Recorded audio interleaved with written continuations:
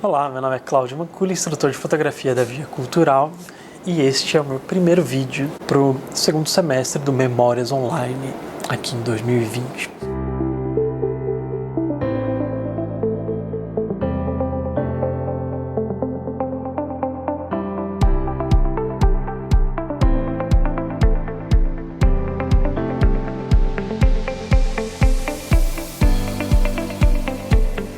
Nesse vídeo eu vou falar sobre a operação básica de câmeras fotográficas. Você vai precisar de uma câmera, por favor, digital, né, uma câmera, ou um celular que faça fotos. E você vai precisar de paciência também. Para começar, eu vou falar sobre a empunhadura, o manuseio, né? Eu vou usar aqui uma câmera reflex como primeiro exemplo. Se você não sabe o que é uma câmera reflex, não tem nenhum problema. Procura no Google, que essa resposta é fácil e tá lá. Aqui a gente tem esse vinco, né? A câmera, especialmente essas mais modernas, elas te dizem como você deve usá-la, empunhá-la. Mas vamos lá. Dedo médio aqui, os outros dedos seguem. Tá vendo que esse dedo está solto? Ele vai continuar assim. Polegar atrás tem também uma protuberância, um negócio aqui. Porque assim você tem estabilidade e força nela, enquanto o seu dedo continua solto. É esse dedo aqui que vai fazer a coisa mais importante, que é operar o shutter releaser, que é o botão que faz a foto. A outra mão aberta, você põe a câmera assim. E aí, com o movimento de pinça, pode ser desses dois dedos ou esses dois dedos, você opera o zoom e o foco, se você quiser operar o foco. Eu uso esses dois dedos porque quando eu aumento o zoom, eu posso deixar o indicador aqui livre para me ajudar a distribuir o peso da câmera entre vários pontos de apoio. Essa mão, esses dedos e aqui. Então a câmera treme menos, tá? Então tem mais estabilidade. Evite usar a câmera assim, né, de fotógrafo ok, né? Porque assim você chacoalha mais a câmera e você tem menos, meio nítido isso, né? Você tem menos estabilidade na sua postura. A tampa da lente está aqui porque eu não estou fazendo foto com ela. Então eu sempre mantenho minha lente tampada para não riscar. E eu já risquei umas lentes. Acontece. Essa câmera agora está sem o strap, alça. Mas eu uso uma alça de rosquear, porque eu também filmo com essa câmera. Então eu acho mais fácil que não tenha a alça na hora que eu vou filmar, para não ter coisas penduradas em volta da câmera. A alça geralmente vai aqui, né? Nesses dois buraquinhos. Assim você segura ou manuseia, né? Empunha uma câmera reflex. Com uma câmera menor, você, essa aqui tem um strapzinho, né? A alça. Você primeiro passa a alça em algum lugar, pescoço, sei lá onde você quer. Eu dou sempre mais do que só uma passada, né? Eu dou um laço ou uma volta, porque assim fica mais difícil dela escorregar, né? Da alça escorregar. Aqui é a mesma coisa, o indicador livre para poder operar o obturador.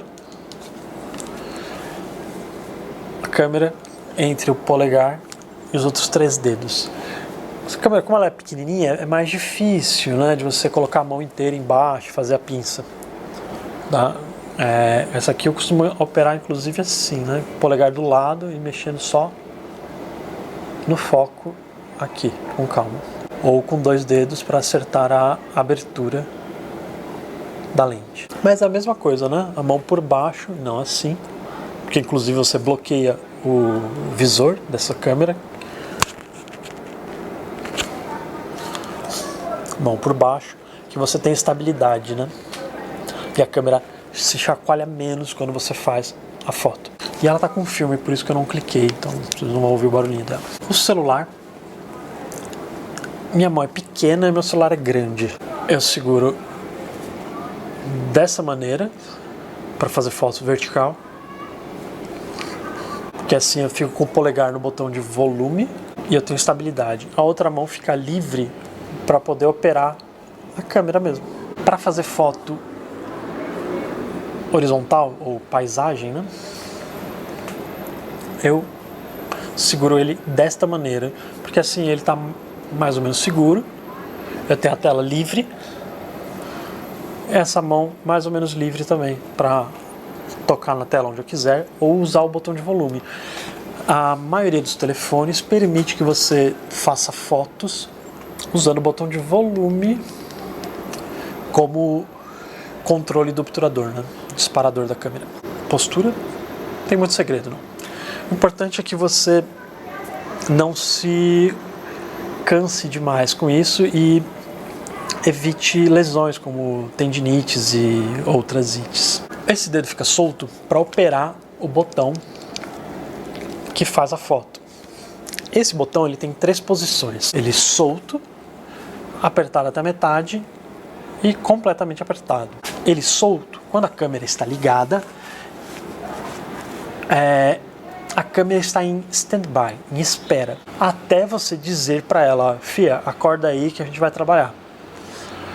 E que é o meio clique. Quando você aperta o meio clique, a câmera toma uma série de medidas e decisões prévias à foto. Quando você aperta até o final, ela faz a foto. O que são essas coisas? A câmera faz ou a medição da luz ou o cálculo da exposição. Medição da luz quando você está numa câmera manual, o cálculo da exposição quando é automático e o foco.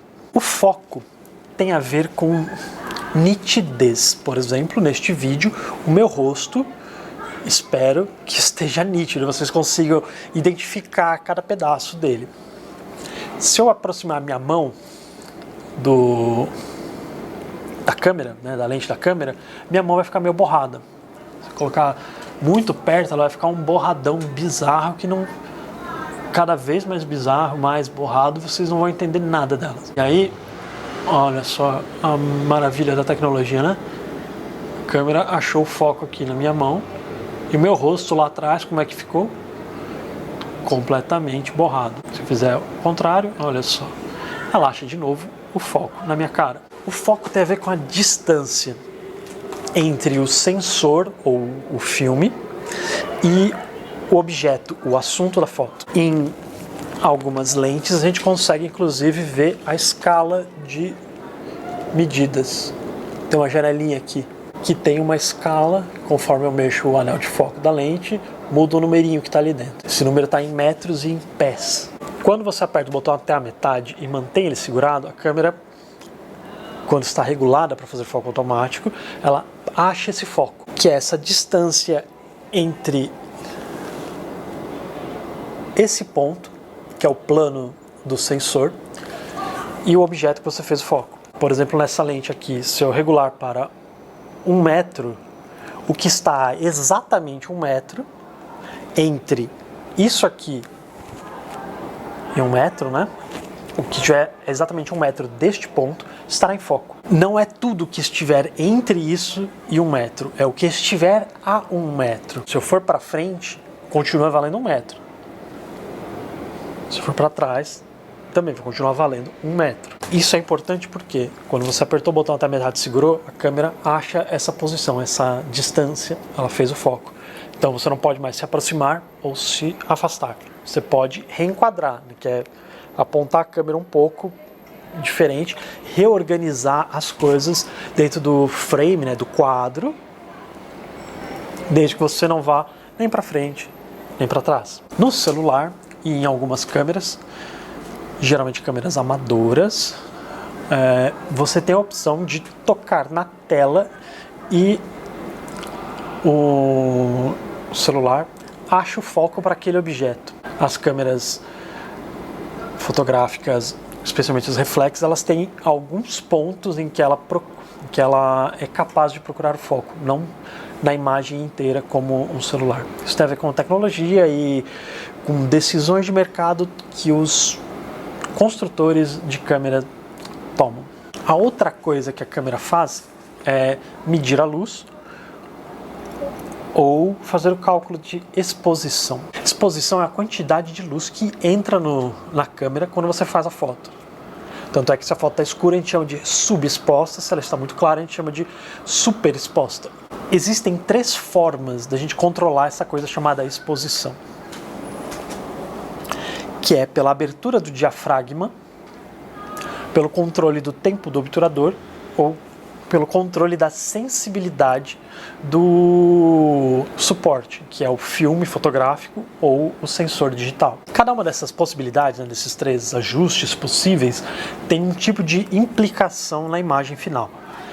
Mas a gente não vai discutir isso aqui, apesar dessa parte técnica ser divertida também, né? Nas câmeras manuais, e aí tanto faz, sei lá, analógico, digital, transcendental, enfim, na câmera manual, e alguns celulares permitem, né, ajustes manuais, o fotógrafo toma as decisões a partir dessa leitura da luz. A princípio, né, alguns também fazem sem nem pensar na luz, usam outros métodos no fotômetro.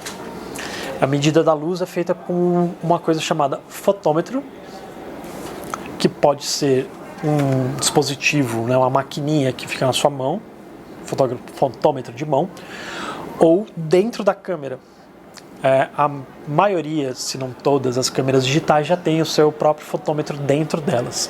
Nas câmeras automáticas, que tem o seu fotômetro dentro, né, a câmera faz essa medida e ela toma as decisões para aqueles 3 fatores que eu comentei, abertura, tempo de exposição e sensibilidade, sozinha. E o celular geralmente trabalha como uma câmera automática, ele toma essas decisões por você. Só que a câmera não sabe por que você apontou. A vantagem do celular é que o software do celular é geralmente muito avançado, né? Então ele tem uma chance muito grande de saber mais ou menos para o que você apontou e entender melhor a cena do que a maioria das câmeras no modo automático. As câmeras, elas são programadas para um resultado mais ou menos genérico. Aliás, se vocês quiserem dar uma olhadinha numa coisa chamada distribuição normal, que vem da estatística do Google, recomendo. É legal, que pode ajudar vocês a entenderem muitas coisas na vida, não só na fotografia, nessa aula. A câmera não sabe se você está na praia, na neve ou num teatro escuro. E ela vai procurar aquele resultado padrão, mais ou menos genérico, que eu comentei. Ela vai tentar, se você estiver num lugar muito claro, por exemplo na praia, ela vai tentar compensar aquela luz excessiva para o programa dela, escurecendo tudo.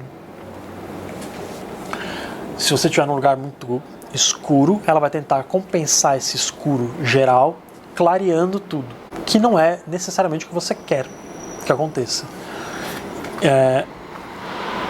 O que fazer então?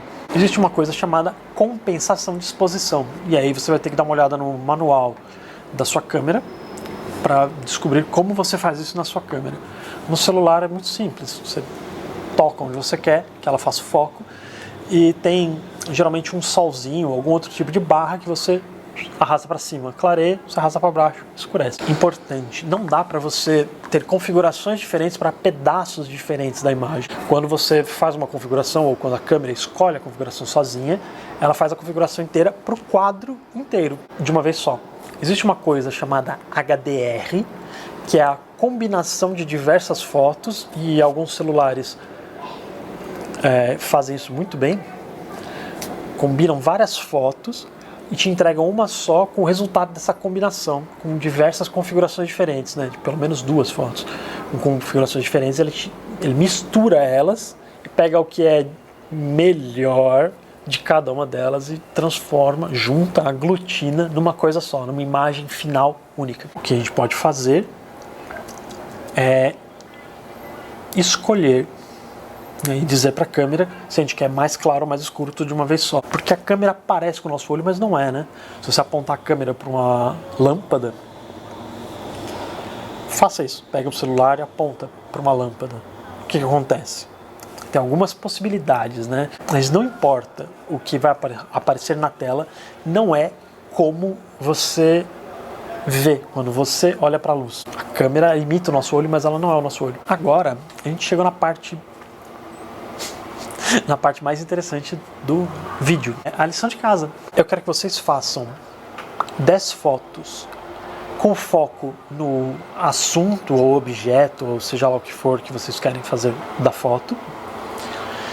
Então 10 fotos com foco certo e 10 fotos com foco errado, com foco em alguma outra coisa que não seja o assunto ou objeto principal da imagem. Para fazer isso, vocês precisam pensar em o que é o objeto principal da imagem, né, o assunto da foto. E aí, vocês vão ter que colocar o foco em outro lugar. São 20 fotos. Depois dessas 20 fotos, pensando no foco, eu quero que vocês façam mais algumas fotos, e aí é livre, mas plural, né? Então, pelo menos 2. E eu gostaria que vocês tentassem chegar em 10 também. 10 fotos de 2 ambientes diferentes da sua casa. Pode ser, por exemplo, dentro de casa e fora, né? A janela, a porta para o quintal. E esses 2 ambientes têm que ter iluminações diferentes. Por exemplo, um sol forte no quintal e a sua porta da cozinha com a cozinha dentro. Então tem que mostrar um pedaço da cozinha e um pedaço do quintal no sol. E a cozinha mais escura e o quintal mais claro, ou o inverso. A janela para a rua. Então você pode fazer uma foto da janela e um pedaço do quarto, sala, sei lá o que, aparecendo um pedaço da rua. Não quero uma foto da janela. Eu quero uma foto dessa diferença de iluminação entre os ambientes. Se você não quer fazer a janela, ou sua janela não tem uma vista que te agrade, você pode fazer isso com o banheiro também. Acende a luz do banheiro, apaga a luz do que tiver em volta, ou o contrário, tanto faz, e fotografe de um jeito que apareçam as 2 coisas. Fotografe em qualquer coisa, pode ser a mãe, o gato, pode fazer retrato da avó, desde que vocês cumpram esses requisitos. Foto com 2 ambientes, com luz, sem luz, ou com luz e sem luz. Se vocês tiverem dúvidas, escrevam. Não usem filtro, por enquanto. Por enquanto não. Deixem as fotos originais, tá bom? Até mais.